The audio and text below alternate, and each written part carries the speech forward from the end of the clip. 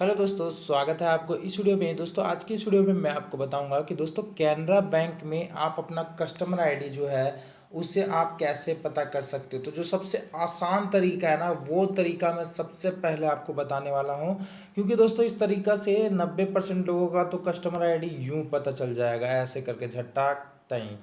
दोस्तों एक बात मैं आपको क्लियर कर देना चाहता हूँ, आपका जो कस्टमर आईडी होता है, आपका कैनरा बैंक का कस्टमर आईडी या दोस्तों आप कह लो यूज़र आईडी, ठीक है। दोनों दोस्तों यूज़र आईडी किस काम में आता है, जब आप अपना नेट बैंकिंग लॉगिन करते हो उस टाइम यूज़र आईडी काम आता है। तो आपका कस्टमर आईडी और यूज़र आईडी बिल्कुल समान होता है, एक ही होता है, इसमें फ़र्क कुछ नहीं होता। आपका कस्टमर आईडी ही यूज़र आईडी होता है, या आप ये कह सकते हो यूज़र आईडी ही कस्टमर आईडी होता है। तो दोस्तों आप अपना मैं कस्टमर आईडी बोलूँ या यूज़र आईडी बोलूँ, आपको कंफ्यूज नहीं होना है।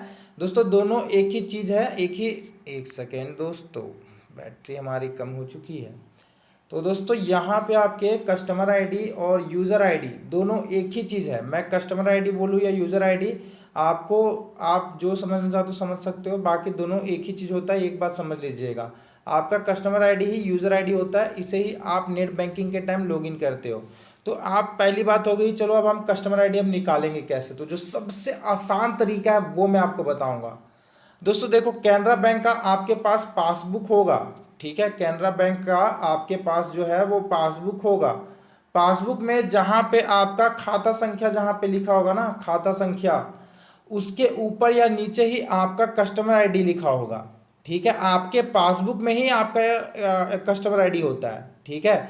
आपका पासबुक में ही आपका खाता संख्या और कस्टमर आईडी, जहाँ पे अकाउंट नंबर लिखा होगा खाता संख्या, उसी के ऊपर या नीचे जो है आपका कस्टमर आईडी लिखा ही होगा, ठीक है। आपके पासबुक में आप अपना बैंक खाता का जो पासबुक है उसमें सबसे पहले आप चेक कीजिएगा, आपके अकाउंट नंबर जहाँ पे लिखा होता है उसके ऊपर या दोस्तों उसके नीचे ही आपका पासबुक में ही आपका कस्टमर आईडी या आप कह लो यूज़र आईडी, वो आपका मेंशन होता है, लिखा होता है। वहाँ से आप कस्टमर आईडी निकाल सकते हो, और वही कस्टमर आईडी दोस्तों आप नेट बैंकिंग में या ऐप में लॉगिन करते हुए यूज़र आईडी के तौर पे आप उसे यूज़ कर सकते हो, क्योंकि आपका कस्टमर आईडी जो होता है और यूज़र आईडी दोनों सेम होता है।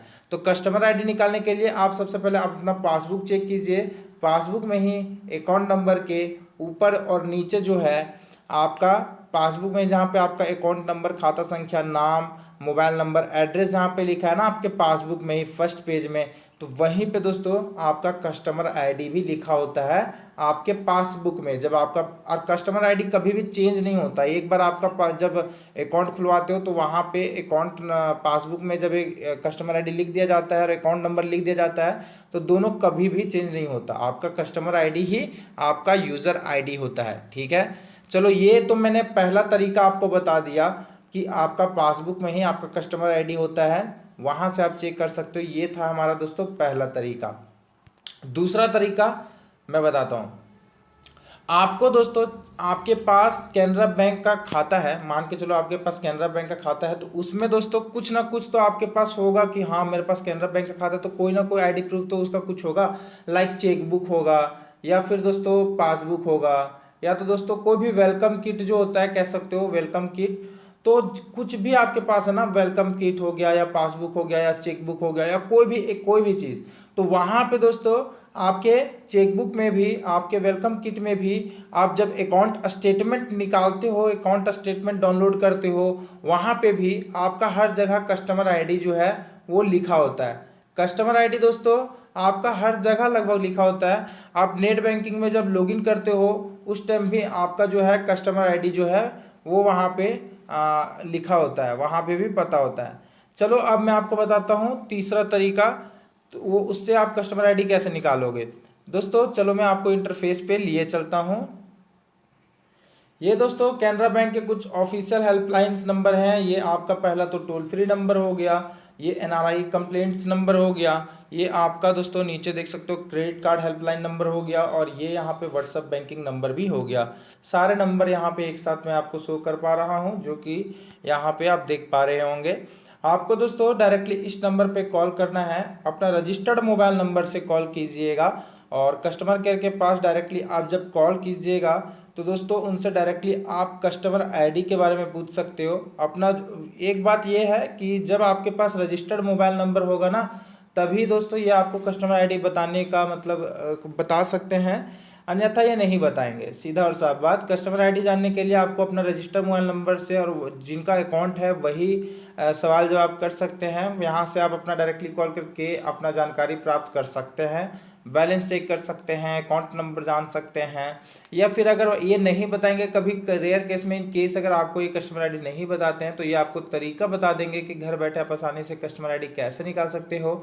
और दोस्तों यहाँ पे आपको क्या कहते हैं बोलेंगे, ये इन्होंने मुझे बोला था एक्चुअली कि देखो अकाउंट स्टेटमेंट आप डाउनलोड कर सकते हो ऑनलाइन। जब आप अपना अकाउंट स्टेटमेंट डाउनलोड करोगे तो ईमेल पर जब आपका अकाउंट स्टेटमेंट जो है वो भेजा जाएगा, तो उसमें ही आपका अकाउंट नंबर और कस्टमर आईडी लिखा होगा। तो उन्होंने मुझे ऐसा बताया था, तो फिर मेरे को अपना कस्टमर आईडी मिल गया था। फिर दोस्तों पासबुक मेरे पास था नहीं एक्चुअली, नहीं तो पासबुक में ही दोस्तों आपका कस्टमर आईडी जो है वो लिखा होता है। ठीक है, तो मैंने आपको 3 तरीका बताया। पहला तरीका बताया कि आपके पासबुक में ही आपका कस्टमर आईडी है, जिसे हम यूज़र आईडी भी कहते हैं, तो आपको कहीं ढूंढने की कोई ज़रूरत नहीं है। आप डायरेक्टली अपना पासबुक में ही जहाँ पे खाता संख्या आपका लिखा होता है उसके ऊपर या उसके नीचे ही दोस्तों आपका कस्टमर आईडी जरूर से लिखा होगा।